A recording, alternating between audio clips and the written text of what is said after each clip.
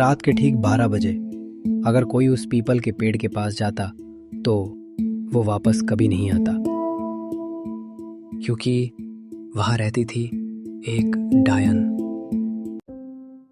एक छोटे से गांव के बाहर एक पुराना पीपल का पेड़ था जिसके पास जाने से हर कोई डरता था।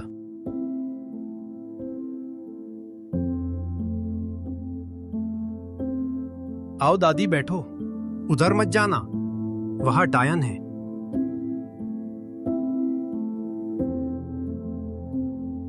मैंने सुना है वो रात में घूमती है। वो हमेशा से डायन नहीं थी। तो फिर क्या हुआ था दादी? दादी ने एक पुरानी कहानी सुनाई।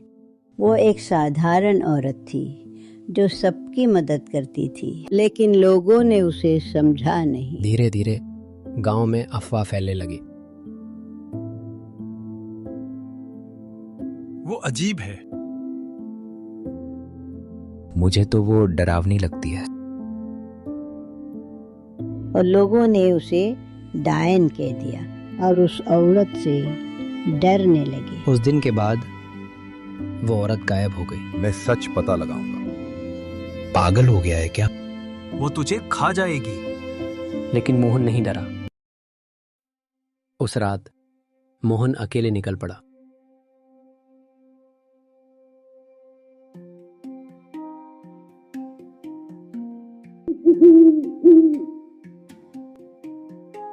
जैसे जैसे वो पेड़ के पास गया उसका दिल जोर से धड़कने लगा। और फिर वो सामने थी। कौन है? मैं मोहन। लेकिन जो उसने देखा वो अलग था। तुम मुझे डरकर भागे क्यों नहीं? क्योंकि आप मुझे बुरी नहीं लगती। मुझे आपसे डर नहीं लग रहा। गांव वाले कहते कि ये एक डायन है, पर मुझे यकीन नहीं था, इसलिए मैं देखने आया। डायन ने अपनी कहानी बताई। मैं अकेली रहा करती थी, ज्यादातर बात नहीं कर पाती, इसलिए लोग मुझे अलग समझ रहे थे। कुछ दिनों के बाद तो अफवाहें चलने लगी कि मैं डायन हूं। फिर लोग मुझसे डरने लगे। अफवाहों ने उसे डायन बना दिया। लोगों ने मुझे अकेला छोड़ दिया। अब मैं यही अकेले रहती हूं, ना कोई दोस्त ना कोई साथी। मैं आपका दोस्त बनूंगा। आपकी सहायता करना चाहता हूं। सच? मैं फिर वापस आता हूं। उस दिन पहली बार किसी ने उससे डर के बिना बात की।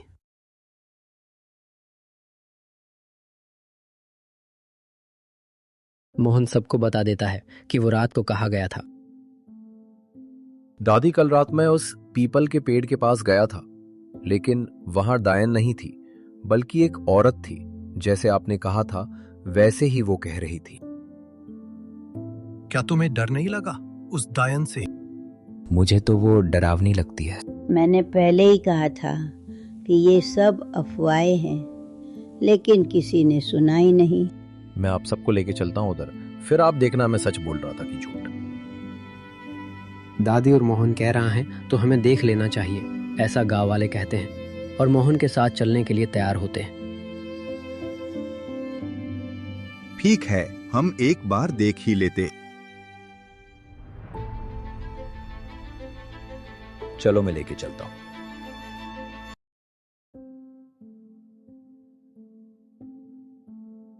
देखो, वो वही है। मुझे तो डर लग रहा है। डरो मत, वो तुम्हें कुछ नहीं करेगी। मैंने कहा था ना, मैं गांवों वालों को लेके आ जाऊंगा। अब इनको बता दो कि तुम कुछ नहीं करोगी और ये सब अफवाह की वजह से हुआ है। हाँ मोहन, सही कह रहा है। ये सब अफवाह की वजह से हुआ है। आप सब देख सकते हैं कि मैं आपको कुछ नहीं करने वाली। धीरे धीरे सबको सच्चाई समझ आई। अब वो पीपल का पेड़ डर का नहीं बल्कि सच्चाई का प्रतीक बन गया। धन्यवाद मोहन, तुमने मेरी सहायता की। मैं आज बहुत खुश हूँ। अब आप अकेली नहीं हो, आपके साथ हम सब लोग हैं। सब कहते हैं हम सबको बता देंगे कि तुम बुरी नहीं हो और तुमसे डरने की जरूरत नहीं है। इस कहानी से आज हमने ये सीख ली कि डर अक्सर झूठ होता है और सच्चाई जानने से हर डर खत्म हो जाता है।